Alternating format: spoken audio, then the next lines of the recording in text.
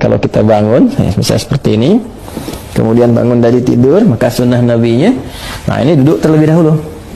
Ya, duduk dulu. Nah, menenangkan diri dulu. Ya, jadi duduk ini bisa mengondisikan keadaan kita tenang terlebih dahulu. Aliran darah berlangsung dengan baik. Kemudian juga ya perasaan yang mungkin juga agak sempoyongan, belum stabil, ya kan? Kita stabilkan terlebih dahulu. Nah, jadi tidak dianjurkan bangun langsung berdiri atau bahkan ke kamar mandi atau tergesa-gesa, tidak. Kita mengambil keseimbangan diri dulu, biarkan darah mengalir dengan nyaman, nafas teratur, duduk terlebih dahulu. Ya kan? Nah, lantas setelah itu, maka Nabi menuntunkan supaya menghilangkan bekas ngantuk dulu, ya, dengan bagian tangan dari itu. Masaha biadihi min athari naumihi. Jadi kita menghilangkan bekas ngantuknya dengan bagian tangan yang diduga bersih, gitu ya.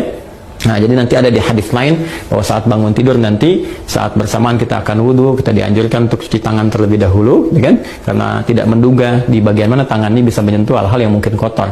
Tapi kita bisa menilai dan menduga dengan kuat di bagian tangan mana yang sekiranya bersih untuk kita gunakan untuk menghilangkan bekas ngantuk. Misal seperti ini, gitu kan?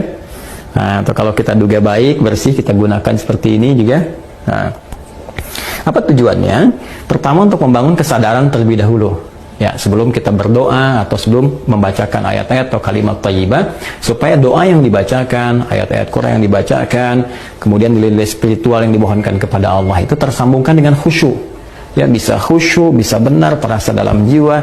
Karena beda rasanya ketika Anda bangun tidur masih ngantuk berdoa, misalnya doa bangun tidur gitu kan, atau baca beberapa ayat dari Al-Quran, itu rasa kejiwanya akan berbeda dibandingkan ketika Anda menghilangkan rasa kantuk, ya, kemudian sudah mulai agak fokus, sudah lebih baik, ya. Kadang-kadang kan ada yang baru begini, bangunnya jam 3 kan, tapi yang begini, tiba-tiba lihat jam, udah jam 4 ternyata 1 jam nggak sadar begini kan. Nah, karena itu tidak dalam jeda yang lama, nggak pakai lama, jadi duduk, kemudian hilangkan bekas ngantuknya, seperti ini, ya, bisa demikian. Setelah kita duga cukup baik, kita hilangkan bekas ngantuk, maka di Sunan Abu Daud tadi menunjukkan kepada kita membaca 10 ayat penutup di surah Ali Imran.